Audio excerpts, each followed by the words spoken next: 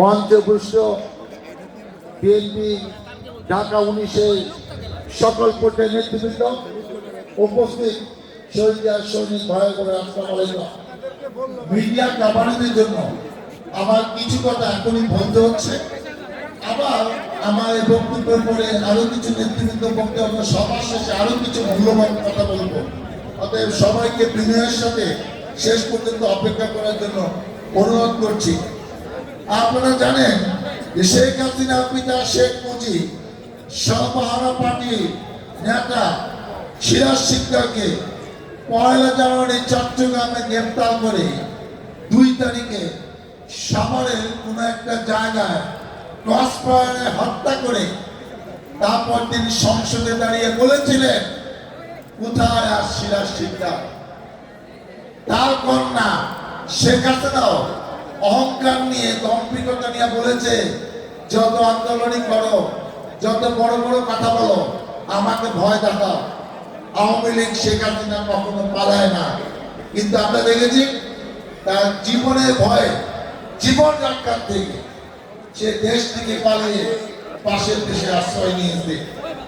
এবং আপনারা জানেন যে এই মানবতা বিরোধী ট্রাইব্যুনাল, যেটা তার নিজে হাতে তৈরি করেছে বিরোধী দলকে মোকাবেলা করার জন্য, সালাউদ্দিন কাদের চৌধুরী সহ অনেককে যে ট্রাইব্যুনালে ফাঁসির রায় দিয়েছে, কার্যকর হয়েছে, সবার ফাঁসি হয়ে গেছে, সেই ট্রাইব্যুনালে কিছুদিন আগে শেখ হাসিনাকেও ফাঁসির রায় দিয়েছে।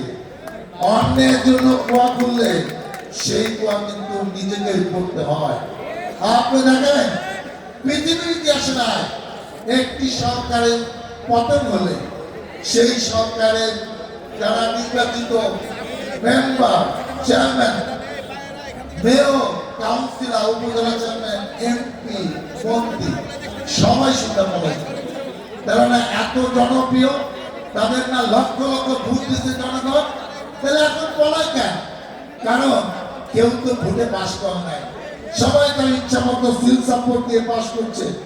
তারা পালাবে না তো কি করবো? অতএব যে যেরকম করেছে তার বিচার কিন্তু সেরকমই হবে, এটা আল্লাহরই বিধান। আপনারা অপেক্ষা করেন, আমরা মুসলমান, আমরা জানি যে প্রচলিত আইনে বিচার হবে, আর আল্লাহ দরবারে তাদের বিচার তো অপেক্ষাই করছে। ঢাকা 19 শাসনে আমরা কোনো হিংসা রাজনীতি করতে চাই না, ইনশাআল্লাহ করবো না। আমরা কোনো প্রতিহিংসা রাজনীতি করতে চাই না। আগামী দিনে এই 19 আসন হবে ভ্রাতৃত্বের, সম্পত্তি এবং সহ অবস্থানে। আমরা উন্নয়নের সাবা আসিয়া চাই, আমরা সন্ত্রাস মুক্ত সাবা আসিয়া চাই, আমরা মাস্তান ক্যাডার মুক্ত সাবা আসিয়া চাই, চাঁদাবাদ মুক্ত সাবা আসিয়া চাই। আমি পাতুরিয়াবাসীদের সবার উদ্দেশ্যে বলতে চাই, এই এলাকার হিন্দু সম্প্রদায়ের যারা আছেন সবাই আমাদের ভাই এবং বোন, তাদেরকে নিরহ, অসহায়, দুর্বল ভেবে যে কোনো উসিলায় অপমান আর নির্যাতন করা যাবে না। গায়ে জুড়ে এখন থেকে কোনো হিন্দু ভাই বোনকে চাপ দিয়ে জনসভায় আনা যাবে না। তাদেরকে ভয় দেখিয়ে চাঁদা দিতে বাধ্য করা যাবে না। এই ধরনের কাজ কেউ করলে সে যে যাই হোক, তাহলে দলে রাখা হবে না। আমি স্পষ্ট করে বলে দিতে চাই, আমি বিনয়ের সাথে আপনাদের উদ্দেশ্যে নিবেদন করতে চাই, কেন আজকে অন্যান্য এলাকার মানুষরা আমার কাছে বিচার দেয় যে পাথরে ইউনিয়নকে মাদকের সর্বরাজ্য বলা হয়। কেন কেন কেন মাদক ব্যবসার রমরম অবস্থায় পাথরে ইউনিয়নে কারা কারা এই জীবন ধ্বংসকারী ব্যবসা করে যুব সমাজকে বিপদে চালিত করছে? কার এত সাহস, কার এত বুকের পাটা, কারা এসবের সাথে জড়িত, কারা কারা ভাগ পায়, এগুলো আজকে আমাদেরকে জানতে হবে।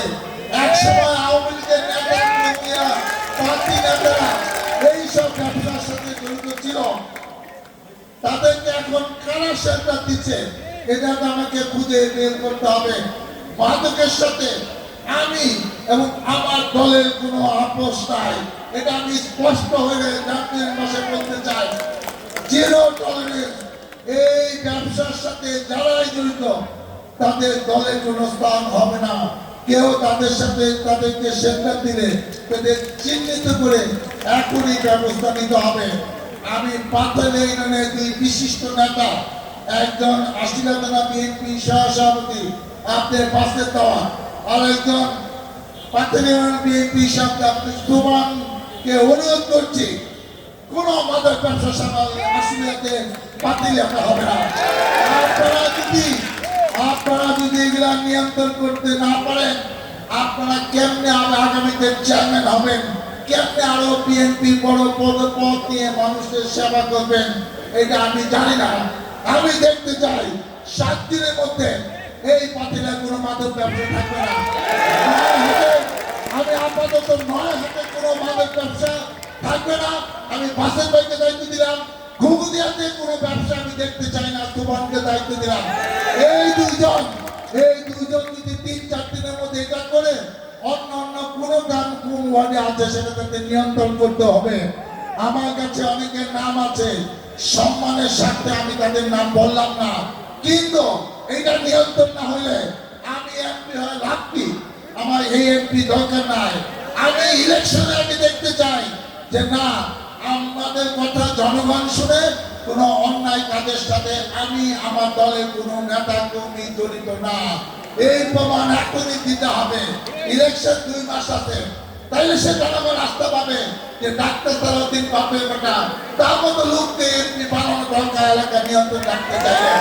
আমি আপনাদের দোয়া চাই, সহযোগিতা চাই, আপনাদের ভোটে ধানের শীষে এমপি হয়ে আপনাদের পাশে আপনাদের কল্যাণে থাকতে চাই। আপনারা আমাকে ভোটে নির্বাচিত করে আপনাদের পাশে থাকার সুযোগ করে দেবেন। আমার আরো কিছু কথা আছে, বক্তব্য শেষে আমি আপনাদের বাকি কথা বলবো। আল্লাহ হাফেজ, বাংলাদেশ জিন্দাবাদ। বক্তব্য যাচ্ছে